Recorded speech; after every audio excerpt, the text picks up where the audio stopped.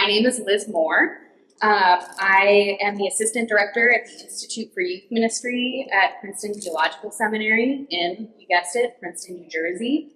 I've been doing this work for about 2 years. I was a youth minister for 15 years. I'm older than I look. I look like I'm a youth, but I am in fact an elder millennial. And so I have done a lot of different kinds of church work. The ministries that I worked for were in boarding schools, so I traveled all over New England to help set up basically Bible studies for kids who were asking questions about who God was. I ran summer camps. I worked in congregational settings before or after I went to seminary, but before I worked at the Institute for Youth Ministry, I was a church planter. I did that in the pandemic, and so I don't do that anymore. So now I get to come alongside folks, congregations, youth leaders, volunteers, lead pastors who are trying to think, how can we care well for the young people around us? What does it look like to either restart a youth ministry or take one that's sort of like on its last legs and try again? How do we think about just what kids need right now and what it looks like to do youth ministry? So as I mentioned, part A is going to be a little bit more on, I know you got some research this morning. I also love research, so you're going to get a little bit more. So if you're like, we heard that already, like feel free to shout that out and I can move on to the next thing. I'll have a break for questions, like I said, and then we'll move into some exercises. But if you have a burning question as I'm talking, feel free to raise your hand and like we can have more of a conversation about different elements of things. How does that sound? Sounds good? Okay, cool. If you need anything, like take care of yourselves, your bodies, things that you need. Before we start to reimagine our youth ministries. So I am going to start with prayer, and I'm going to hand out some cards for you to look at with a little interactive at the beginning. So I'm going to pray. Please join me. So Holy Spirit, would you come and be with us? God, would you have bloom in us just a love for young people, that anything that we offer them comes from a place of not only how much we love them, God, but how much you love them. So Holy Spirit, would you bring any fresh insight, any new creativity that the folks in this room need, or any just accompaniment from each other, from me, or from you to help care for young people. God, guide our time together.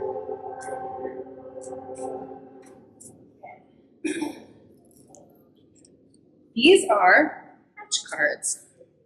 I'm going to give everyone a couple. I'm going to have you just pass them down the row. Give y'all, take 3 each.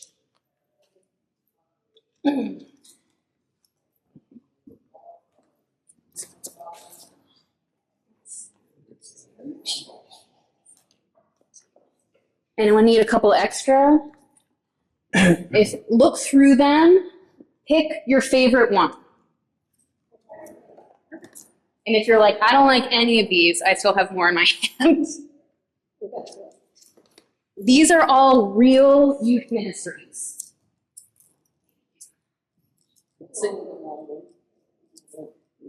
So take a look back in front. You'll see what I want you to look for is what challenge is this trying to address in caring for young people? And like, what is the idea? What's the basic idea that folks are trying to do in a card? So look at the 3 you have, narrow it to the best of your ability to the one that you like the most right now. There's a lot of good ones out there. And then I'm going to have you turn to someone next to you or do like a little group of maybe 3. So maybe y'all could be a 3, like a 3 and a 3. Sorry to split you up, but you can join back up together. And then talk about the card that you picked that's your favorite and why it's your favorite.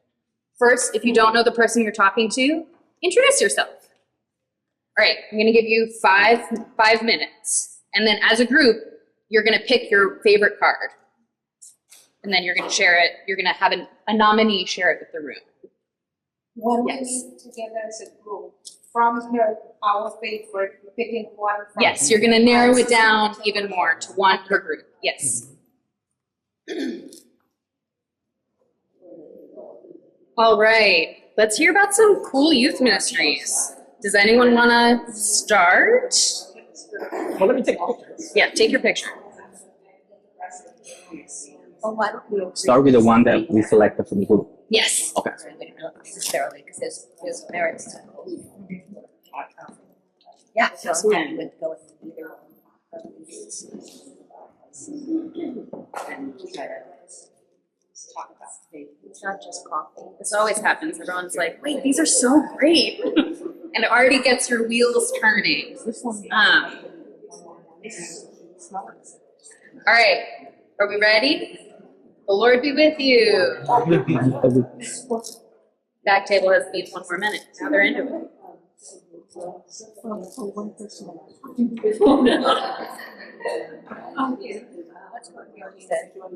Even just looking at these cards makes me be like, okay, we're gonna be okay. Anyone that realized these cards though? Yeah. These are all none of these are local. No, they're all over the U.S. Yeah, But there's cool local stuff happening, I bet. I bet it's Just got to, or there will be after this session. Yeah, I was, I just graduated. All right, I'm taking control. I'm an Enneagram 8. I'm not afraid. All right, who would like to share first? I go first. This group. And your name is? I'm Steven Great. Nice to meet you, Stephen. from South Church in Yonkers. We all have great ideas, but this one we decided is our favorite. It's called Sparrow Furniture. The idea is to give refuge not just teach about God, but give them a trade. Nice. I think it's mainly furniture, building furniture, and learning the trade and being able to go out with new language skills. They teach you language skills and social skills. As refuge, you don't know where all these lovely things. And God in a trade. So I think it's awesome. Yeah. Awesome. And kids get paid. Yes. Like it's a job, Mhm. which is often not a thing that we think about with youth ministry. Yeah. Anything else that y'all want to share about? Okay, cool. Any other group want to share about the back table ladies? Okay, ours is Work Well, which aims to transform lives by teaching work and life skills to incarcerated individuals who are returning citizens, giving them job skills, dignity, and hope. And, so this kind of speaks to both of our churches that work with FPP, that it was in partnership with incarcerated women and their release. So it spoke to us. Yeah. Yeah, that's amazing because that's often a group of people that are not served well and need a lot of care upon reentry. Absolutely. Any other, this group? So we can go. So our favorite, within the three, well, not really favorite. I mean, the three were all good, but two happen to be last, right? So the feed truck. Yeah. It's a pop-up cafe that aims to foster spiritual growth and engagement and a love of neighbor among youth, adults, and central. Yes. It could be wherever you are, right? Yeah. Not necessarily in a specific place.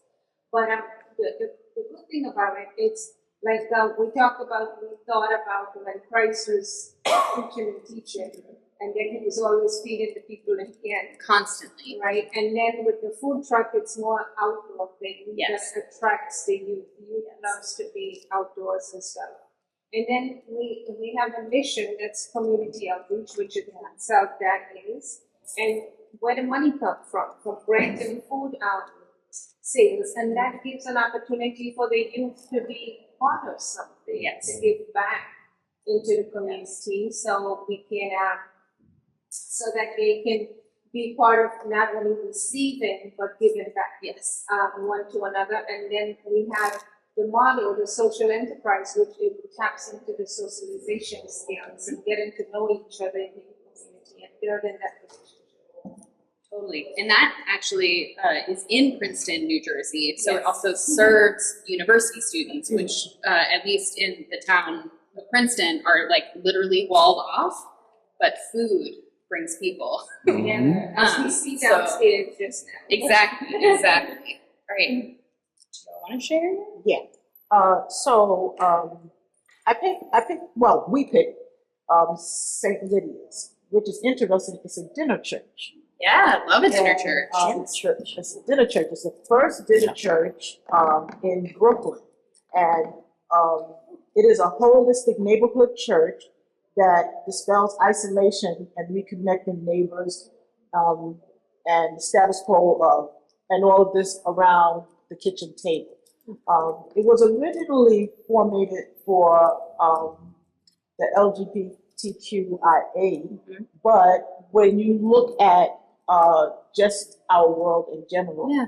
when you think about people who don't have family members, whether their family members are not close by or they just don't have them, or people who just feel isolated for whatever reason, this is a great way to feed not just the body, but feed the soul Yes, at the absolutely. same time Mhm. around the dinner table. Absolutely. Mhm. Absolutely. Great. Thank you. All right. Any other, y'all, you're welcome to be like, pass, and we can keep going. Yeah, go for it. I picked one here. I like all of these. The one that stands out to me here is this thing called HBCU Venture Capitalist. Mhm. So when you think about youth groups or church ministries in general, they tend to be like charity, Yeah. oriented. Whereas this one stood out because this is actually empowering next generation of innovators and investors and institutions. And this particular one, it works with people that don't usually have access to Yes. those areas. That's good. But in general, I like this one because, like, you connect business with church, and sometimes that's like, you don't talk about that. Yes. But empowering next generation of entrepreneurs and innovators, that Yeah. has to be glorifying. Yeah, totally.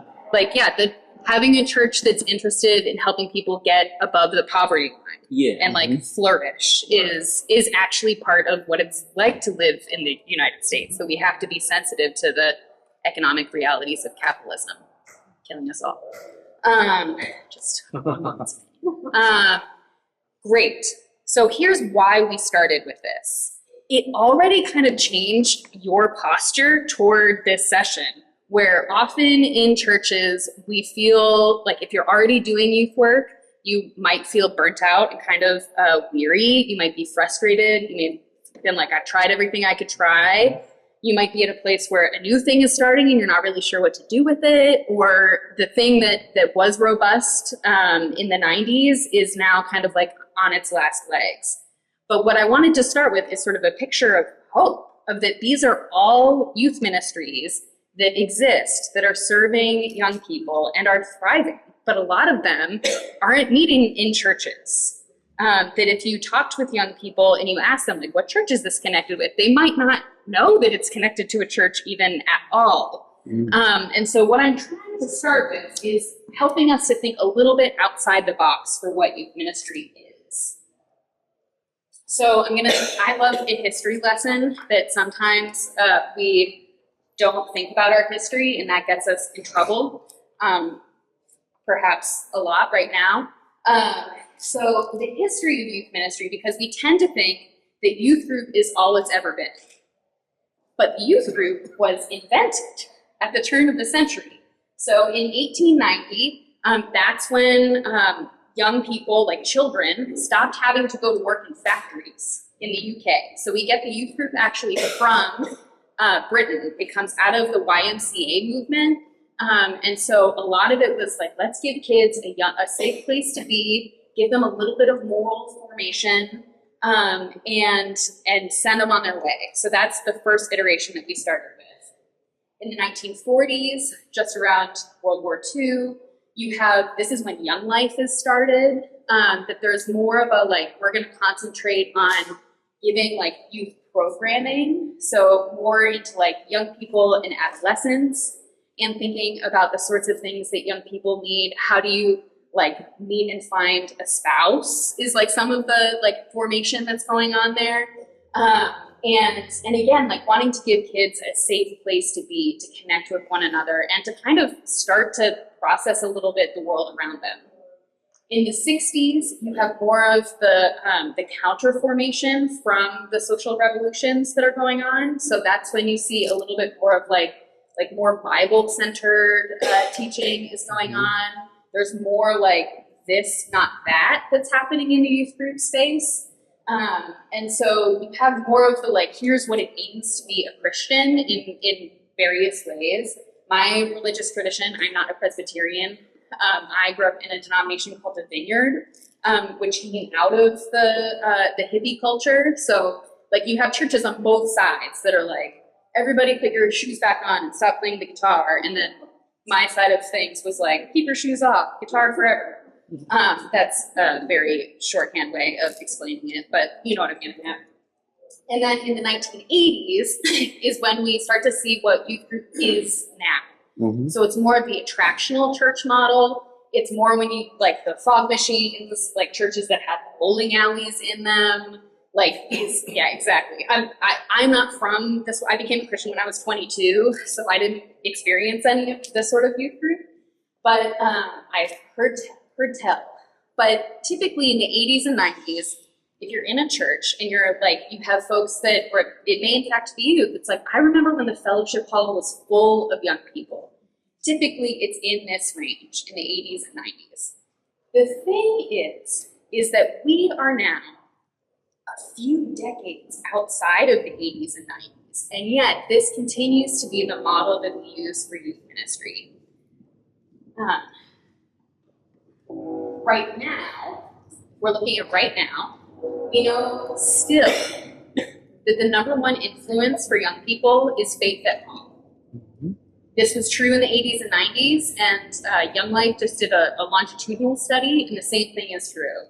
So if you are currently a youth leader, that I experience this, that there's a lot of pressure on the youth leader to like do the religious formation for the young people. But one of the growing edges of this for our line of work is how do we help equip parents? If this is truly where things are happening at home, how do we equip parents to talk about things of faith and not feel overwhelmed with big questions? We know that young people are leaving the church, but they're still very spiritual. So Gen Z and Gen Alpha in particular register as more spiritual in surveys, probably ones that Barna does as well. But from our research partner, a group called Springtide Research Institute, that we know that young people are actually more interested in spirituality than my generation, the millennials. But they're not interested in going to church, which is like where the rub is, where often we're like, how could they possibly be more spiritual? We're this big church on the corner. Where else would they go? But that we see with young people that there's, and this is true across generations, the institutional trust is the lowest that it's been in a really long time. And so young people are like, I'm curious about questions of faith, about who God is, about what I was made for, but they don't necessarily know where to go to ask those questions. And they might be going to, TikTok or a chat bot or something like that to ask. So to me, that actually is good news that young people are like, I'm curious about God, I just don't know where to go. Because it presents a lot of opportunity for those of us who are trying to care for these people. The other thing that we know from the 80s and 90s from the research is that we gave kids a safe place to be, which is no small feat, just to say, like that's important. But we didn't take young faith seriously. So we gave kids a safe place to be, but we didn't allow those deep theological questions to really come to the surface. Instead, often we gave people programming, or we said, here's what the Bible says, instead of trying to help young people wrestle with the text, to know God, to learn how to pray, to kind of like think of these sort of like slower tasks. It was just like, get them in the room, we'll see what happens. And now those people are millennials, and a lot of them are like, I don't go to church because the questions that I had or the sort of identities that I hold are not as welcome. And then lastly, creative and contextual youth ministries are more likely to go. And that's why we started with the Hatch Deck. The cards come from this little pack by a company called Ministry Incubators. And that what this is folks looking at their communities, asking questions like, what do the young people around me need? Like, what do they really need? And it's usually not just like, you know, a spiritual place to go, but it's like, oh, they're being impacted economically, so they need jobs. Oh, they've got parents who are coming out of carceral systems. They need different kinds of support. Oh, like they're college students and they just need a place to hang out and get some food where there isn't pressure on them. So all of these ministries are deeply contextual to the place that they are, to the resources that people have to offer, and then to what young people need, not necessarily in the order.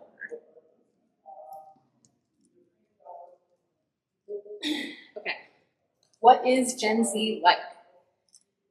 Did this morning session talk about this at all? No. Okay, cool, great. Gen Z, yes, I always forget. So Gen Z is now, I want to say, like 17 to 27. Gen Alpha is the generation that comes next, which I can, like in a Q&A, I can talk a little bit about the research that we're seeing in Gen Alpha. And we have a great lecture on a researcher in the UK who's doing some research on Gen Alpha, but it was surprising to me. And so maybe surprising to you as well. Does that, like late high school to, or mid young adult? I don't know what young adults are. It says Gen Z is people that were born between 1997 and 2012. So I think So I think it's about 27 is I think the top end. Mhm. So they are the first generation that has known life like totally with a smartphone.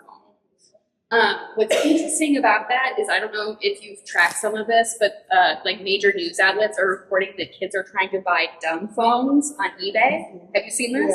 Yeah. That there's like a pushback actually, where we're all the ones that are kind of addicted to the little box. And young kids are like, no, thank you. Like, I know that this impacts my mental health badly. I don't want to be near it. So there's like a push-pull that's going on with that. They are the most, in the US, the most diverse generation so far. I don't think we have polling data like that on Gen Alpha yet, but I would imagine that they are even more diverse. The squiggle brain is to indicate the mental health crisis. So I think you were talking about this, that loneliness, we know that there's an epidemic of loneliness among young people, and that that's really impacting the way that they're connecting. Mhm. If you take a step back, with kind of like what's going on there, what's happening, is that I've started to pay attention to even something like a social club, because there's loneliness, and you would say, well, why wouldn't you just like go hang out and do a thing?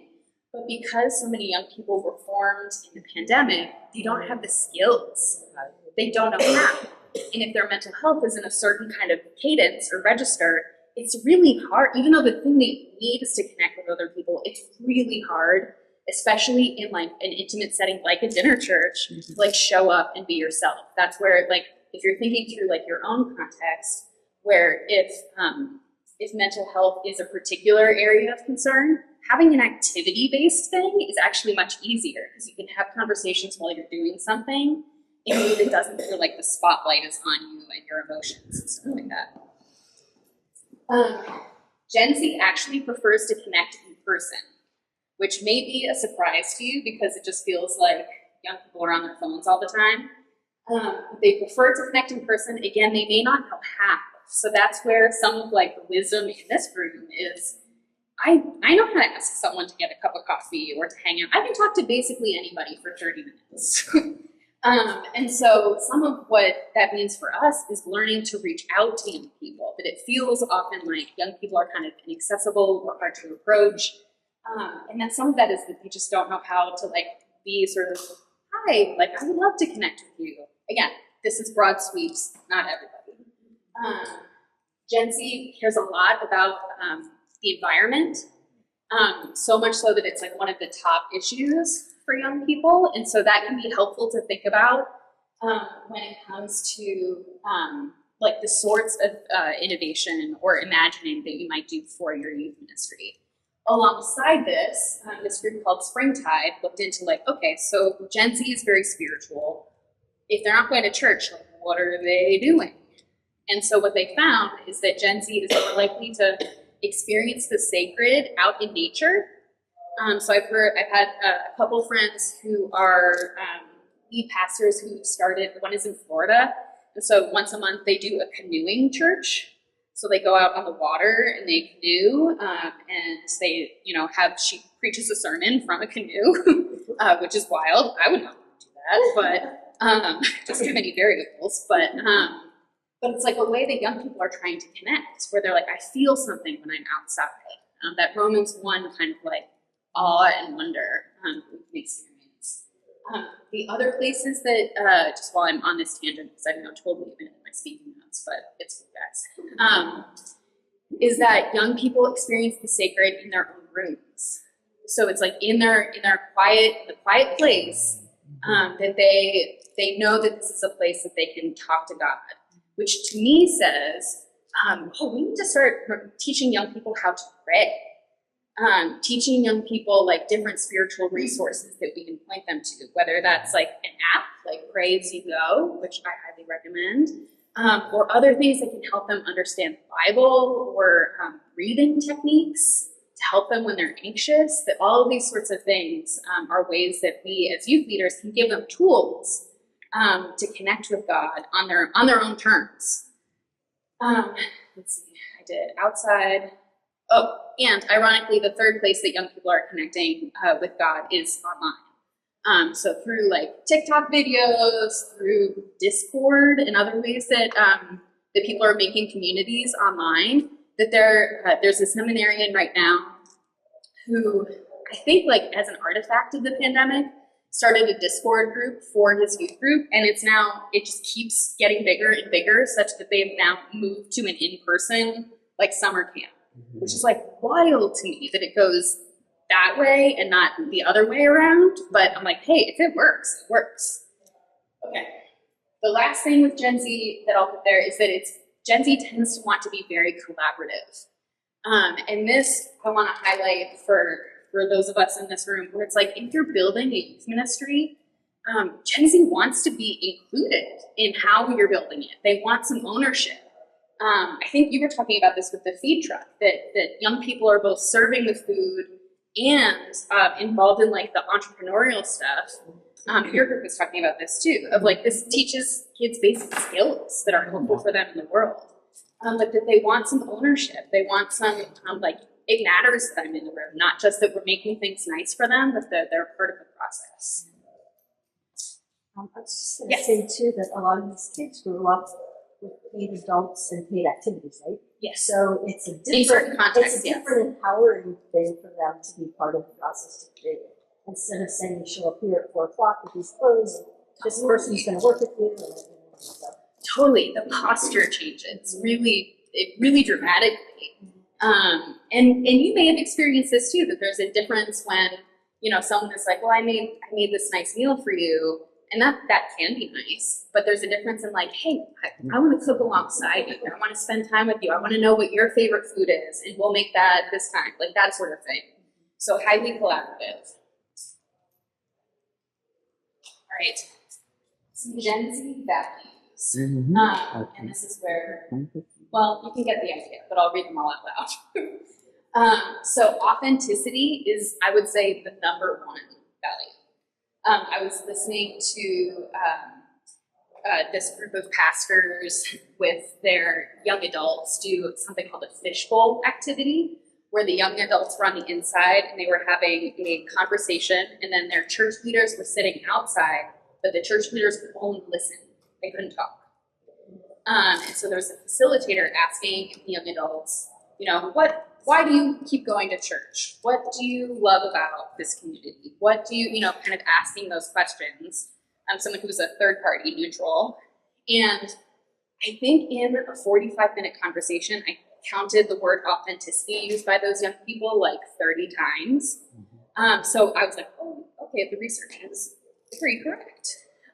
That in authenticity, and especially with, I think, people who are outside of the church, like the nuns, people know to some degree what churches should be like.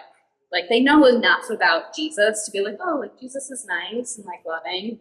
And so one of the things that young people are kind of like testing for when they look at churches is the like, okay, your website says one thing, but like, what are your practices? What would it be like if I showed up? What would it be like if I brought my queer friend? Like, what would it look like? What would it look like? So there's a lot of sort of like testing, like, is this a trustworthy institution? Which again, as I mentioned, trust is very low. So we have to do more work on our end to say, we might be, we hope we are. Empathy is a huge value.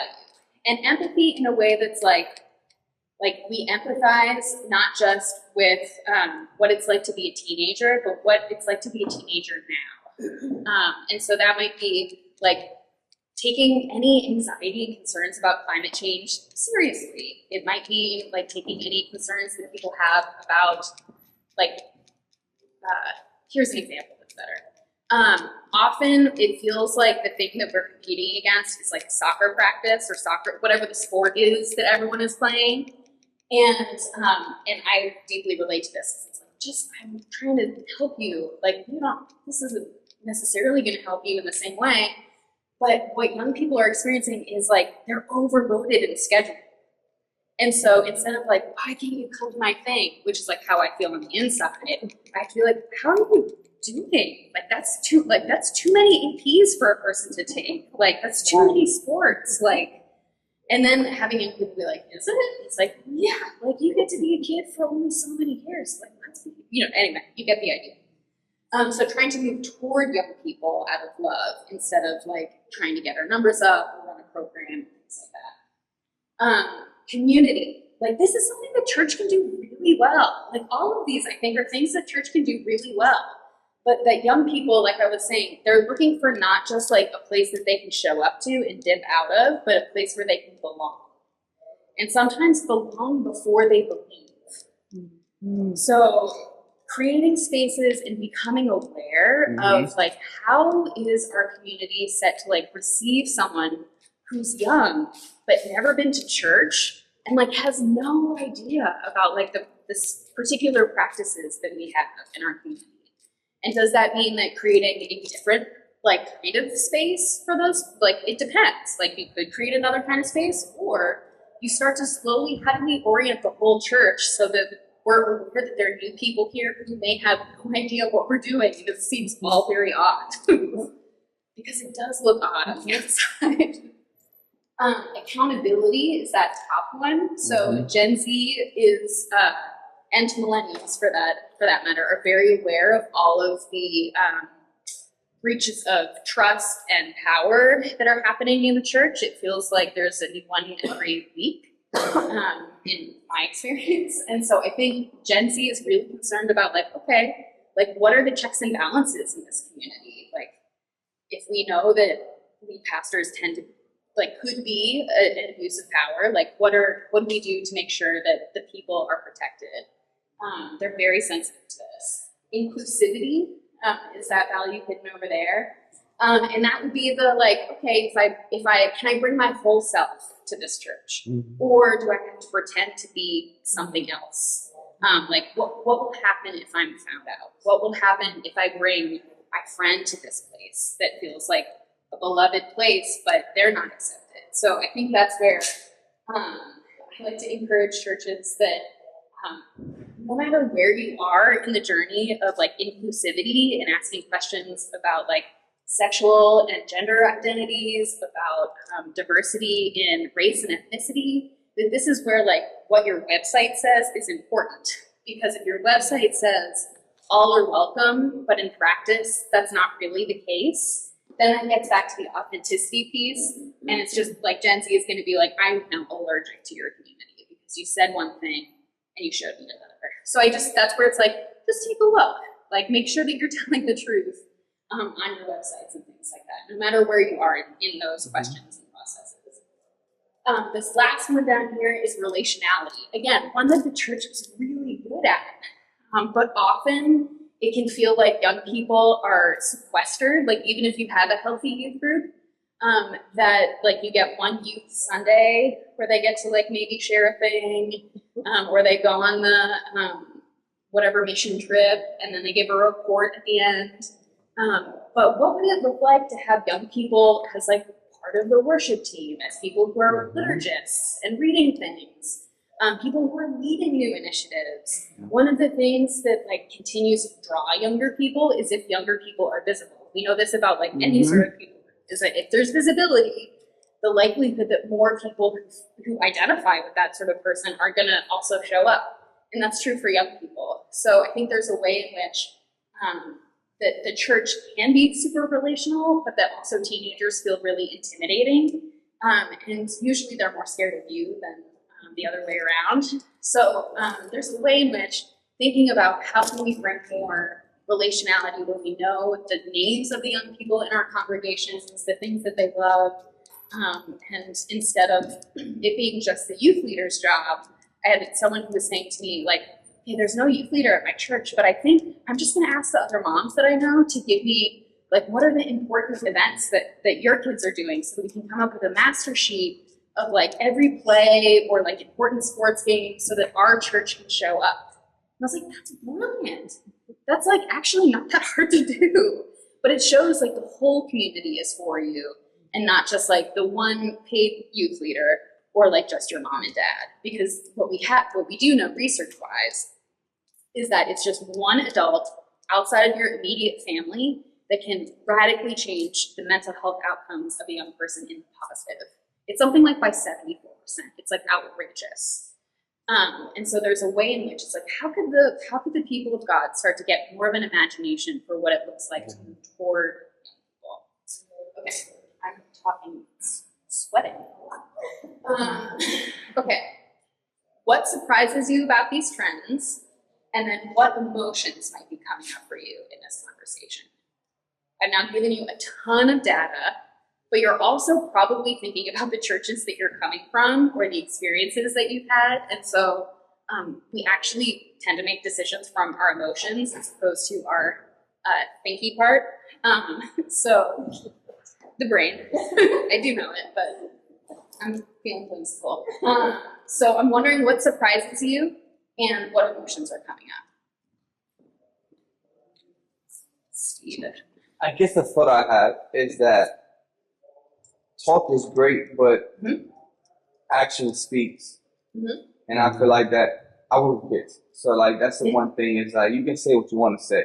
I don't care what you say. What you do is what I focus on. So we can say we want to do ministry, we can say we want to do better, but if we never put our foot in the door, it's nothing. Every month we say, oh, we're gonna do this month, and that never happens. How many times do you keep saying before they stop listening? Totally. So I feel like the plan needs to be stop talking and just do.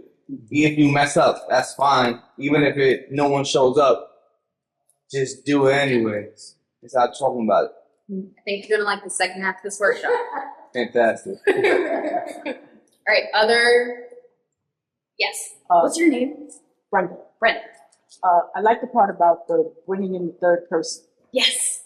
and the older people of the church sitting back and just listening, not talking, not The fishbowl. into it, right?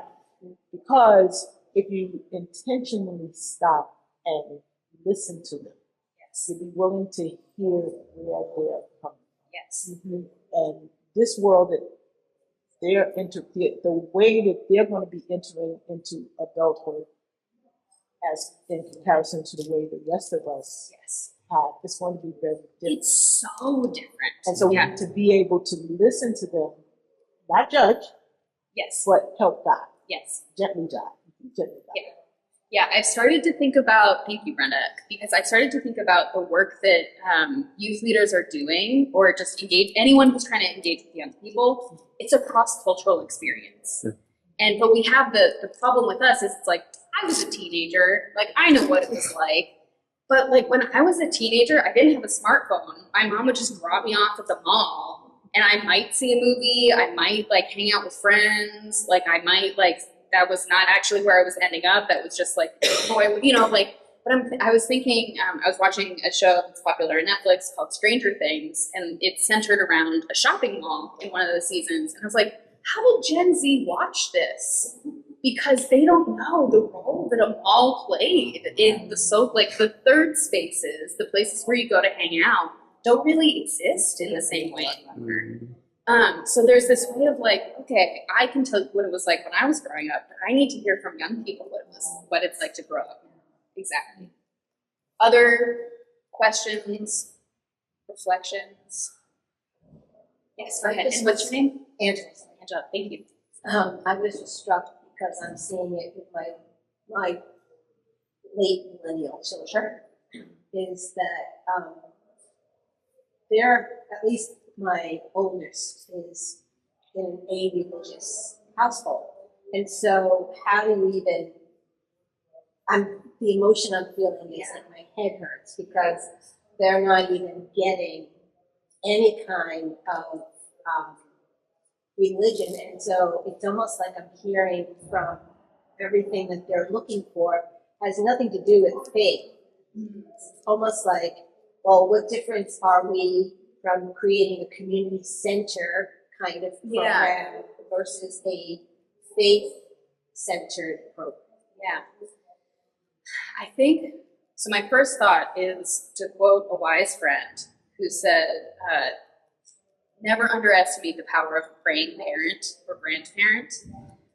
That in my own theological frame, as someone who leans more on the charismatic side of our family tree, is that like there's only so much I can do. There's a lot that God can do that I can't do. Just to put it mildly. But like that I think that in spaces where I'm when I was a church planter, for example, most of the folks that were coming to our church were Gen Z and nuns. People who were like, "You're a Christian? I'm very confused." And I was like, "Not only am I a Christian, I'm a pastor." And they're like, "I'm even more confused." I was like, "Well, come over to my house and we do a dinner church." So we would do, and I started it because I needed it, actually, not because I thought that this would be a good strategy. But what did we call? We called it Sunday suppers because I missed having a Sabbath. And I happened to be bivocational, working in a bakery. And so the idea was, I'll make a meal. I love to cook. That's actually restful for me. But most of my friends are too tired to cook or don't know how to make something elaborate. And then the conversation was about, centered around this idea of you were made for more than work. And so, and there was one friend of mine, Theo, who came and he was like, "I'm just gonna come for the food and then leave before the religious stuff starts." And I was like, "Theo, my friend, it started as soon as you walk in the door. The meal is part of the religious stuff." But I was like, "You don't have to say anything. You can leave whenever you want, like whatever." But he came to every single one. I don't know what his life is with God, but I think that there was something that was happening for him where he was like, I had never considered that I was made for more than just a job. But the part of our theological understanding is that people are made in the image of God, that they are beloved, and that was a totally new thing. And we did this, like, I think we read the Bible once, but we read poetry, we read like other things that were sort of adjacent to the Christian faith. So all of that is to say, God might be doing something with your kiddos that is unknown, and that there might be other things that they're attracted to that God is going to use in some way. But it's also heartbreaking. So I appreciate you sharing that. Any other questions or reflections? All right, we're going to do some activities. No, first I'm going to do my bit. I have one more bit. This is what my boss likes to call my oppressed youth worker slide. That we were leading a session somewhere, and we asked folks to sort of like group think what is a job description for a youth worker. And if you are a professional youth worker, you probably signed up for something. It didn't list all of this stuff. But this is effectively, if you're in youth ministry, this is at least some of the stuff that you're doing.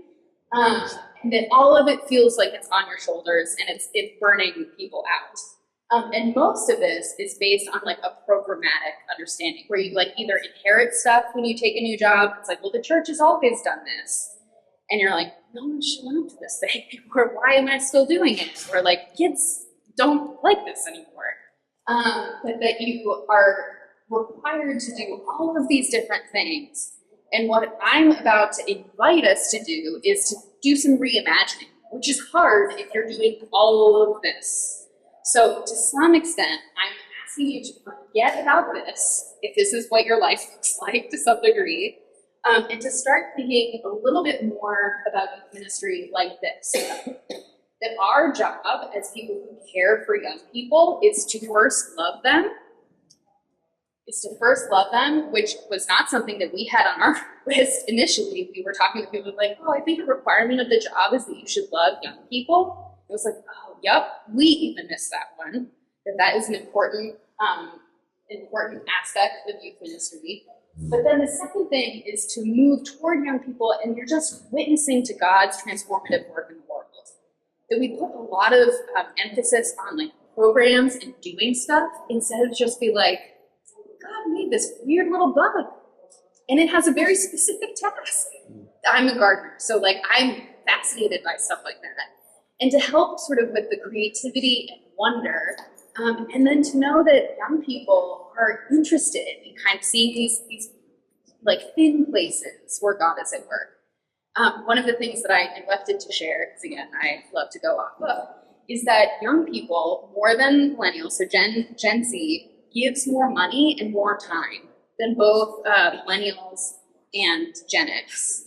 And I said this once in a church, and they were like, well, we're not seeing that here. And I was like, I know. I know you're not. Like, they're at the soup kitchen. Where are you, Christians? Right. Like, where are you? Like, maybe, like, there's a way in which that we can flip, and there's a way in which young people are going to say, here's something that I don't quite understand, but I think God wants us to do this because everyone should have dignity. That's a theological claim. They just don't know that it is. All of the campus protests that we saw and are still seeing, a lot of that is because young people are like, I want a world that's full of peace. I want a world that's different than the one that we have. That is a theological claim. That is a Christian claim. But often we're not in the same spaces that they're in to say, hey, did you know that like Jesus felt the same way about that? And so there's something about like, what does it look like to move to the places where young people are in our communities, and that some of them are already doing the things of the kingdom of God. We just have to go find them and join them and say, hey, I think you might actually have something to teach me about who God is. But it doesn't stop here, folks. What we're actually at the Institute for Youth Ministry trying to get folks to do is youth ministry with, and this kind of gets to what you were saying, Stephen, is that we want young people to be part of the process. That there is so much, we spend so much work, if you're in pastoral ministry of any kind, to be like, here's this nice thing I made for you, whether it's a sermon or a service or this whole day, for example. And those are all good, but young people want to be part of this process. They want to have some agency to say, here's my big theological question, can you help me answer it? And that doesn't mean that we have to have the answers. It means that we're willing to accompany them in the journey, which is a very different posture. I was trained in a like apologetics model, which is like, here's the answer for this, and here's the answer for that. But what I've found is that young people mostly just want someone to hear them and be with them and be like, hey, like, here's a good book to read. I want to check in with you about that. Those sorts of like deeply relational things. So this is the goal, my friends. Okay, and here's where we get to some of the practical how-tos. We won't get to all of my little tricks, but I do have packets for you, and we'll get through at least the first one, but it's some ways of trying to get into how do we build something that people are going to want to come to, where they feel involved. We like to use a process called human design thinking, and it has these 5 steps. It comes out of Silicon Valley. And here's where I'm gonna like make a big sort of like asterisk and star. Silicon Valley has come up with this idea in order to make money. We are using this idea as a way to demonstrate love. So if we're innovating for anything other than love, really has no business being in a church, in my opinion.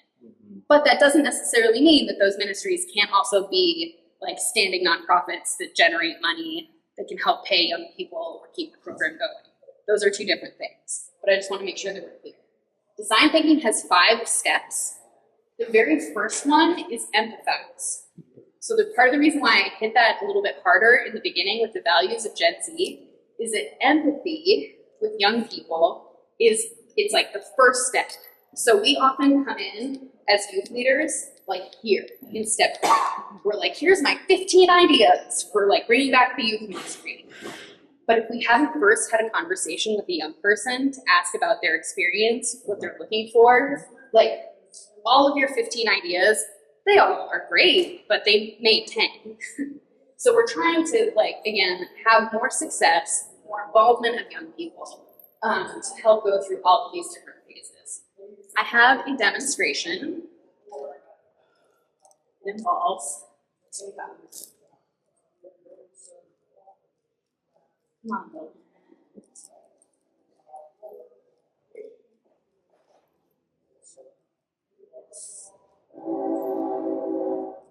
I noticed there was something over there in the tent. So I made in the house.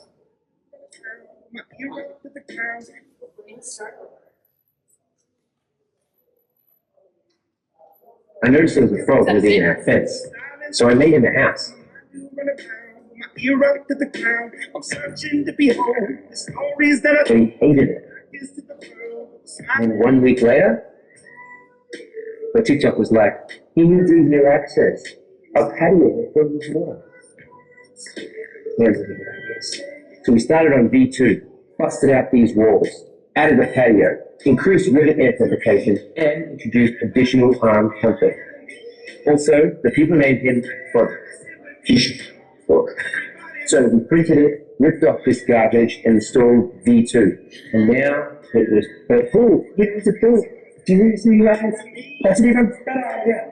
So we made a pool with plants and this infinity edge waterfall. Everybody liked it. We even had a friend there. And now it was perfect. Awesome. Without knowing Fulton's intentions, we built Project an emergency cave. Then Rod, he's called Frog now. At a pool party, all the frogs were there. Then, you see a skate cave, frogs. Use the cave. Oh, he's just thirsty for some frog tea. So Possum turned out to be a friend, and the people named him King June. Now the house was perfect. We need the bug light, so we started in the bug tractor. After lots of designs, we ended up with this spaceship. And also added this pond. And then this happened. And we had eggs. And then tadpoles. So we added a tadpole rare. We're little baby frogs everywhere. All frogs are now called frogs now. Shh, frogs. Then it turned out there was also a pregnant female possum. We named her Queen Julia. She had the baby. We named him Mort. Now there's a live stream where Mort and QJ have dinner each night with their hand. And then we made Mort House V3. And that's it. That's how Frog went from this to this.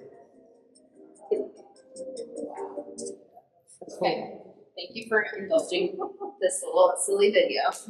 But did any of you catch the first thing that happens that sets this guy on this journey of making frog houses? Did you catch it? There was a need. There was a need. What was the need?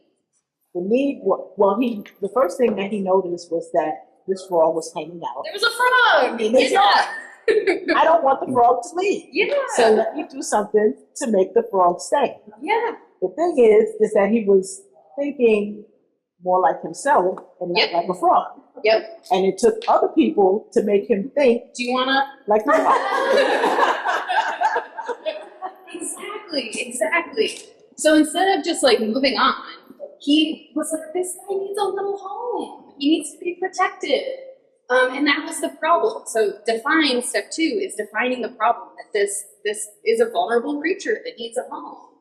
Ali turns to TikTok. So he has his own ideas, but they're kind of inadequate. And then you get all of these levels of additions, the bug light, the pool for the tadpoles, that it adapts as it goes, that he isn't beholden to the first idea that he had. He's willing to keep going back and going back. He builds prototypes. He happens to have a 3D printer, which is very handy, and builds all these prototypes and then he goes back to like the define and the ideate, that he's getting input constantly. And he tests it. He tests each one. So he goes through these steps quite frequently.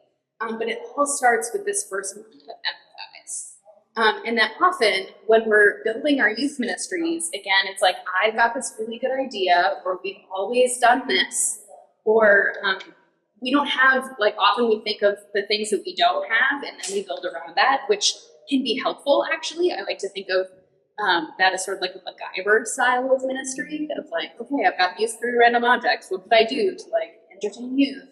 But then often we miss this first step, and we start down here, and then we're sort of like, well, why aren't young people continuing to come to this? Why don't they seem as engaged? It's because we haven't really stopped to do the first step. So, And can I add something else? yes, It started out with the frog. yes, exactly. And it went from the frog to not just the frog, but the frog and its friends. And it's family. flourishing. And the Yeah, possum. exactly. Brought friends along. And who thought about the possum? And that the possum, I think, like, there's something to that, like, theologically too, where it's like, the possum is technically the enemy of the frog, like, but we're also going to create housing for them. You know, it goes. So thank you. So in our little packets, I have made some handouts, and I will explain. I can multitask, I think. We've got 4. We won't get to all of these, but this is like homework that you can do. So after the first sheet, which gives you a definition, one packet for each of you.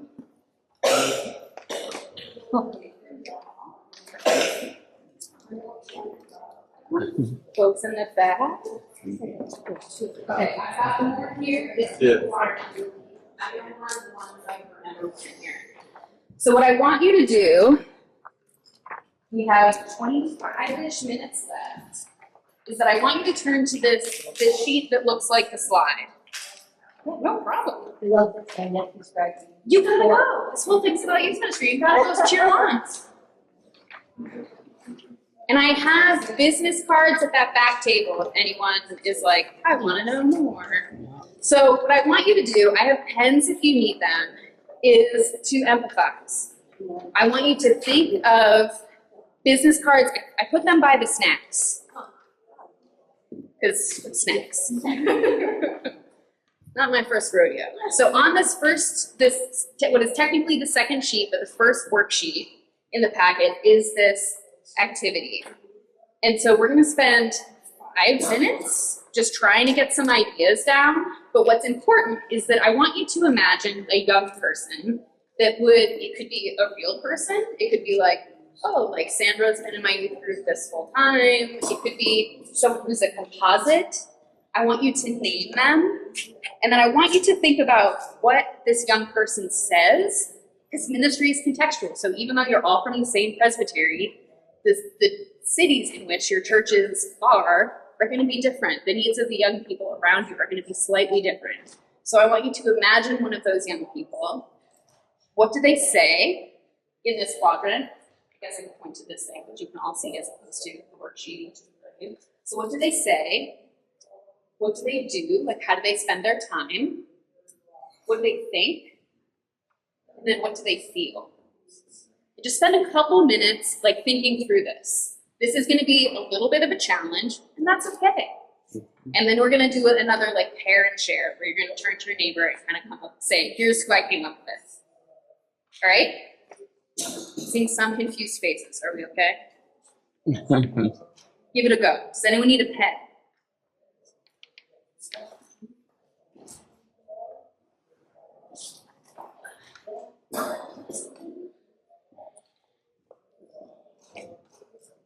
And if you were here for part 1 of the workshop, you may want to think about some of the things that I shared about Gen Z and how you're seeing those things show up. Yes, if it's easier to sit at a table, there are tables. Yes, I mean, Now that we're in the activity portion of.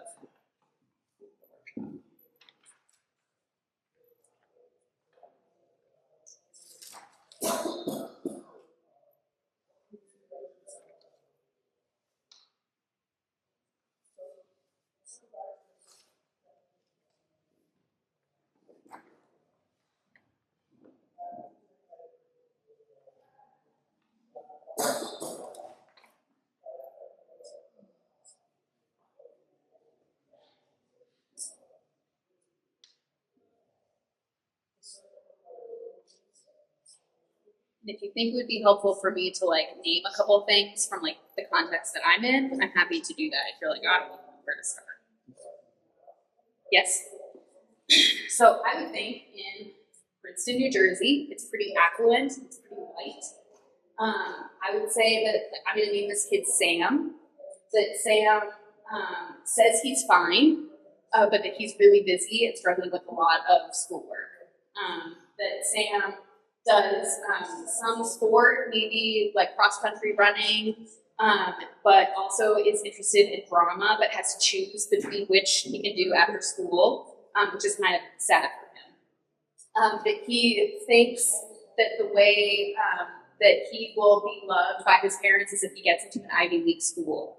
That he feels like no one really listens to him when he shares what he's thinking and feeling at the dinner table. Stuff like that. Really like human things. You also have this as a worksheet so that you can take this home and give it another go when you're not in the pressure of, I don't know, a workshop. My brain's been working all day.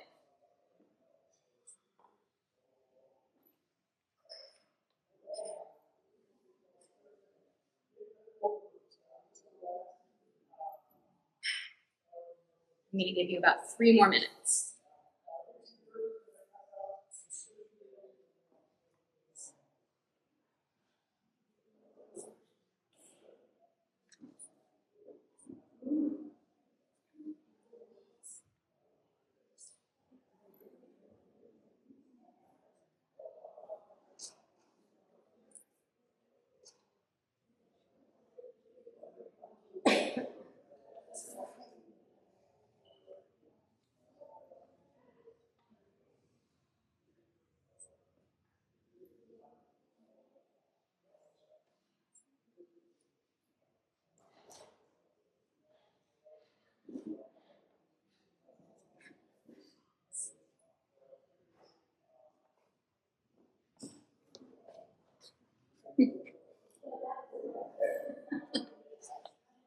I feel that deeply, yeah.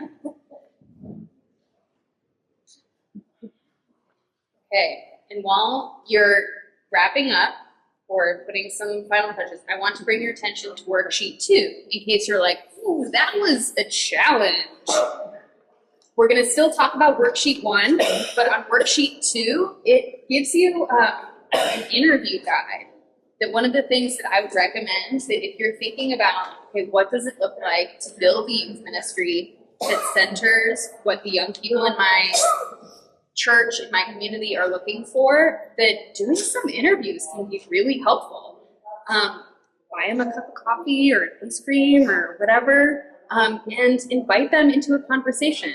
Be deliberate about like, hey, I'm curious about, what you think about the youth group. No judgment. Tell me what you really think. But here are some guided questions that you can ask that again can help you empathize more with what these young people are experiencing and how you can build a youth ministry that meets those needs rather than kind of missing each other in the conversation. So this is a take home, and you could do like a little focus group. You could do like the fishbowl activity like I suggested. But I think that there's also something really special about when someone says to you hey, I'd like to get a cup of coffee and hear what you thought about this whole workshop. Did it help you? That there's something about and to a young person, an adult asking I care what you think about this thing, tell me whatever you think. Again, I think you'll see posture changing toward the ministry that you have. If you're everyone seems checked out. If you're I think you care, could you tell me what you'd rather be doing if you don't want to do this activity? I'd be curious to see what happens in those spaces. Okay, back to worksheet 1. I want you to turn to a neighbor and just quickly share like one thing that's in each quadrant. So just one other person, and to share some of the things that you came up with. Be sure to introduce yourself if you don't know each other yet. Or if you're like, I couldn't really come up with anything, talk about that. Talk about how it was a little bit of a challenge. We can do 3, right? Yeah, you can do 3. We'll do 3. I could, I know, but I mean. So,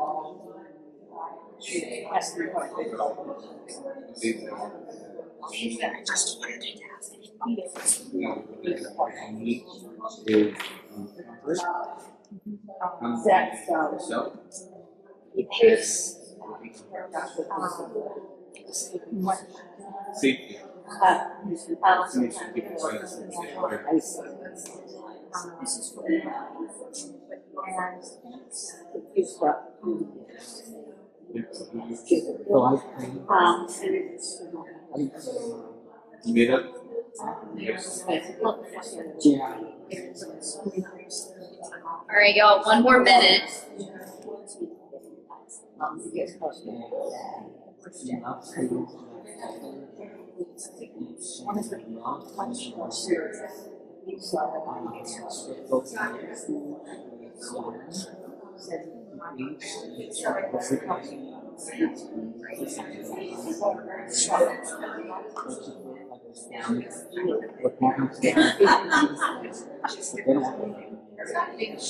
Okay, friends.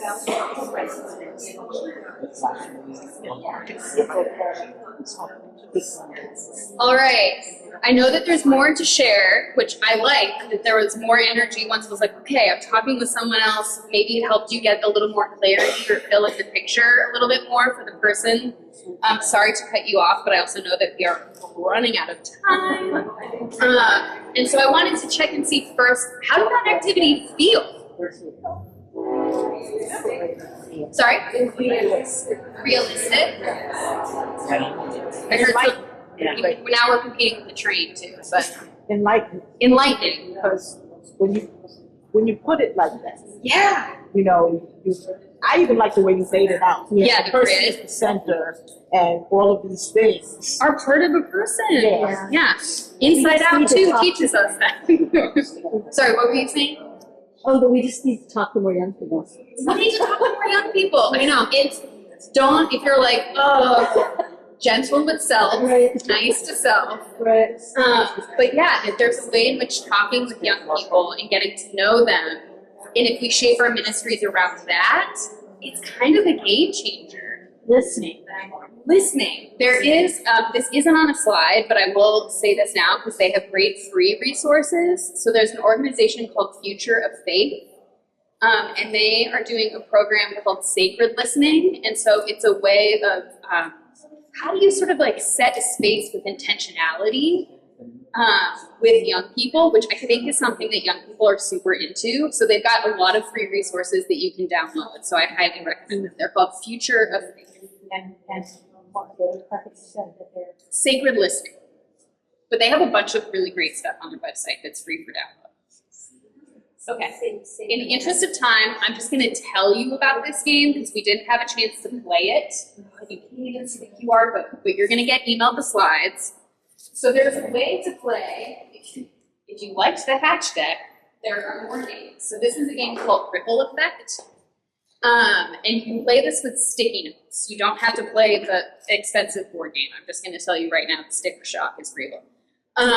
But it's a board game. If you remember in the steps of human design thinking, and you'll see this also in this worksheet that's in your little packet, is that one of the things for frog, is that we had to define the problem. Frog needed a home. And so ripple effect is something that helps you take a big problem and break it down into smaller pieces. So the QR code that you cannot exactly scan right now, it gives you how to do this with sticky notes where you put something big, like in your community, teen homelessness is a thing. So you can put that there. And then you add sticky notes around the next layer of like, what other problems does that cause? And it's like, oh, don't have access to like showers and hygiene. It's hard to, you don't have a mailing address. Like, so you sort of break it down and you do that twice, 2 layers around, and then you start to go into like, well, what could I do? Because again, as at least this is me, I'm like, all right, give me the problem and I'm ready to go into action. But that actually isn't always the most helpful thing. So there's a way of how do we start to break down the problems that our young people are facing once we start to hear what those are in your interviews, and then start to build like the hatch deck, like those cards around that. To see what else is in your handy dandy little packet. Oh, and then you can start to dream of like what your little project could be. So that's all that's in there to try to get you into some of the process, to take this home with you, because I've been on your side of things where it's like, oh, I've heard something really helpful, but now my brain is mush. So this is a way for you to go home, try some things, and see what comes up from there. Right. These are your to-dos. To listen, to gather, to try. Part of the reason why we like the Silicon Valley model of design thinking is that it's centered around trying and failing, which churches are typically, like we as a whole, are not great at trying. And some of that is because of the politics of the thing, and and all those sorts of things. But there's a way in which that we want to help equip you to have conversations with the stakeholders in your community to say, like, do you trust me to just try some things with young people and know that, like, the first pancake isn't always good?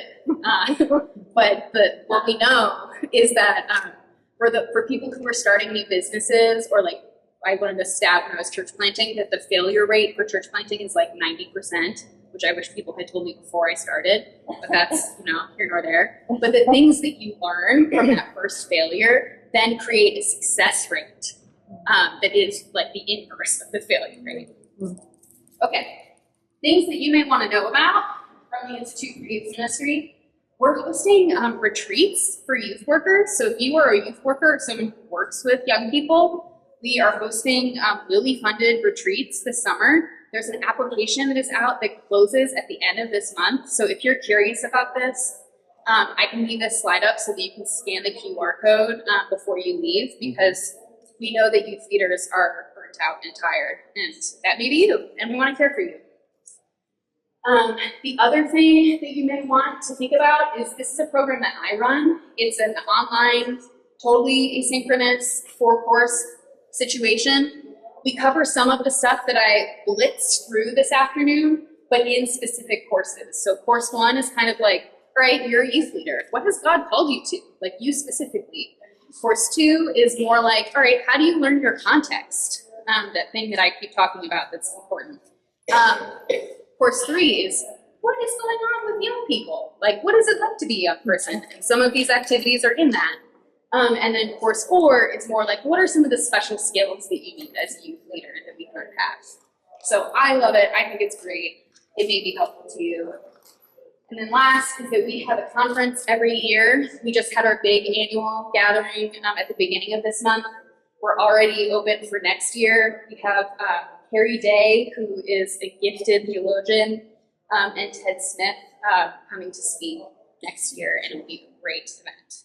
So I'm going to stop there. We have 7-ish minutes for any other questions that you have. Could you go back one? Which one? One? Yes. This.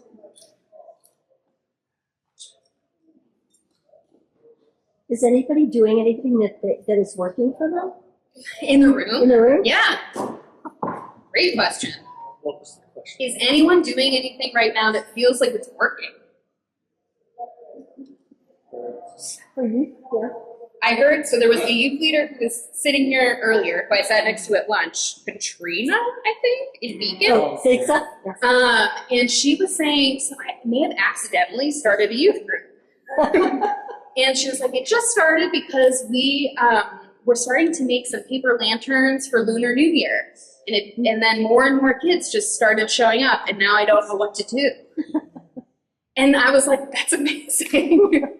But it goes back to that, like, having a place to hang out, to belong, like, learning, like, skills and crafts that the sort of, this is where, like, I feel like a grumpy older person where I'm like, no one knows how to do anything anymore. Like, there's one cobbler in my whole county. This is like one of those things. Like, no one knows how to prepare shoes. Like, the trades are down.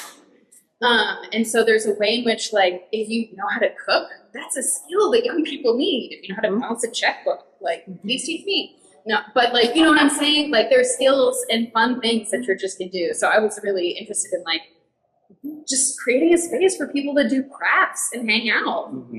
Yorktown has very, Yeah. very active youth ministry, both middle and high school, and also a Sunday morning youth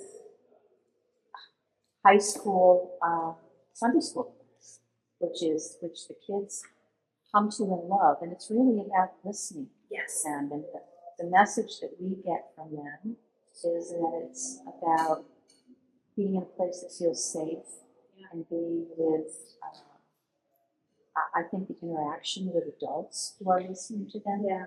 I mean, I think one of the important things is also involving other adults Yes. in the whole process. Yes, absolutely. What church is that? Yorktown. Yeah, there's something that, like, I mean, as you may have guessed, I have several soapboxes that I like to stand upon in rooms like this. But one of them is that often we aren't thinking about, there are two main groups that get overlooked in our church communities, and one is young people and one is older folks. And it's like, oh, there could be a ministry that combines both of these, like, they both have skills that the other group needs. And that there's something about, like, what does it look like to kind of imagine different sorts of opportunities for young people where they feel heard and are part of building a community. The other thing that I've heard working well also is something like Lectio Divina, that instead of just sort of being like, here's the Bible study with the 6 questions, to help young people learn how to read the Bible together. And Lectio Divina requires very little preparation on your part, which is great. But that there's something about how can we help young people, again, foster those deep theological questions and allow those roots to grow, instead of saying, like, no, my understanding of what you need for your faith is this. Like, you just need an answer for this. And then they're like, that doesn't help me in my dark night of the soul. That doesn't help me figure out, like, how to choose which job to go for. That there's so much about the Christian life that young people are looking to, I think, spiritual communities for how do I navigate this. And it's called Lectio Divina. L-E-C. Lectio? Right? Something like that. Not great at spelling. But yeah, that young people are looking for different ways of connecting to the old traditions of the church. It seems to me like there's more and more young people who are interested in religious orders, which is really interesting to me, that I'm starting to notice people like they're still getting married and things like that, but they're like part of a Benedictine order.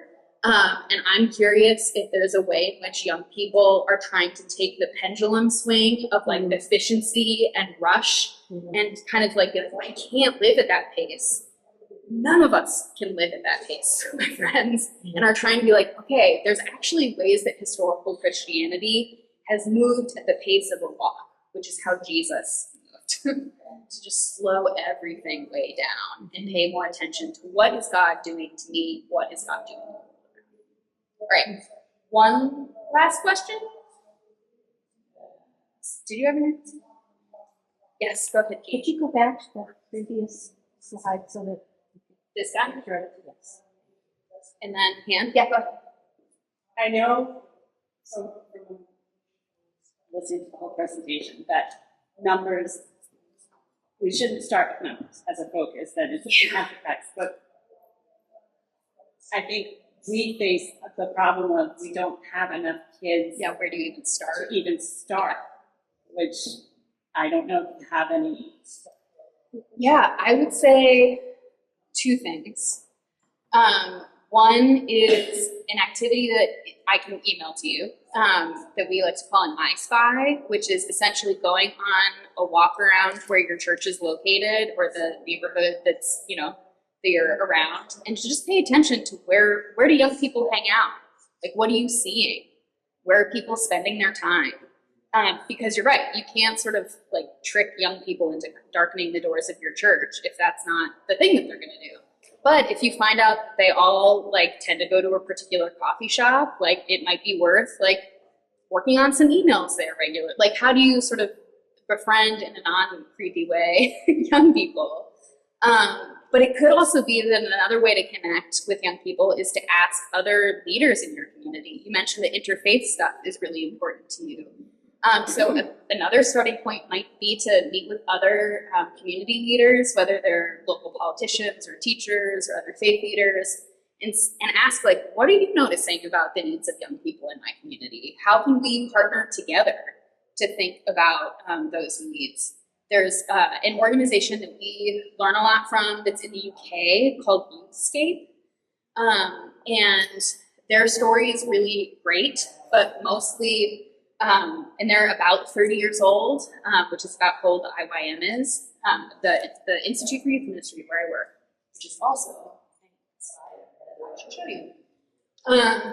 So they, what happened to the start of their ministry was they looked around the town where they're located in Newton, and they saw that young people were pretty hopeless, that there were no job opportunities.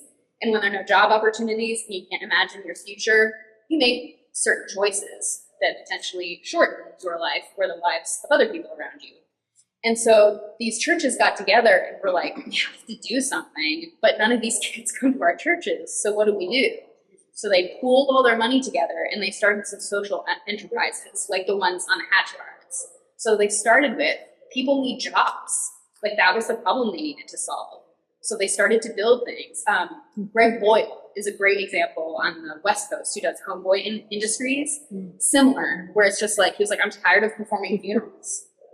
I don't want to do it anymore. How can I make this stop? So thinking, like, those are both people that had or both groups that had big problems that they were trying to solve. So they started with, what do people need? And then step back from there. So I think this could be a good opportunity to just like reimagine what the problem is. Because often the way that our churches frame the problem is that the young people aren't here. And then there's a lot of anxiety about like, get the young people here, the youth leader. It's like, I'm not a magician. Like, like I can't do that. But to start to pay attention to what young people are needing in your community and starting to have those conversations may be a thing that opens some of those pathways. And then get prepared to not have the youth group thing meet at the church. That often crossing the threshold of a church is like, well, I'll do anything but. Because, any number of reasons. I don't have to go into that. Y'all are pretty savvy. Does that help? What was the name of that? Youthscape.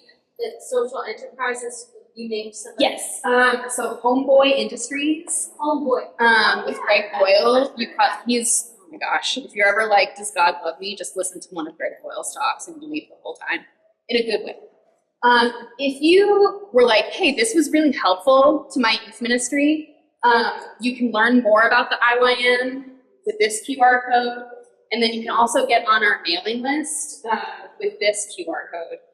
We'll often email out to say, hey, those courses that Liz talked about are opening up, or we have this free resource, or this thing, or that thing. So if you're trying to be like, okay, I just don't know where to start, we're just trying to be a community that can help you get through the places that you're stuck, because the work that you're doing is very important. The reason why I love this job is because I really love teenagers, and I know that each one of you in this room loves teenagers, and you're trying to figure out, how can I care for those in my midst better? So thank you so much for the work that you're doing. Right. I'm going to hang around if you need to ask me any more questions. I'm here. I'm going to collect the hatch cards. This is yours to keep. So take this with you. I can email them to Casey so that everyone can get the slides and these worksheets. And I don't have any more business cards left, but if you go to our website, you'll find out how to stalk me and get in touch with me. And then there's sticker sheets in the back if you would like one. Thank you.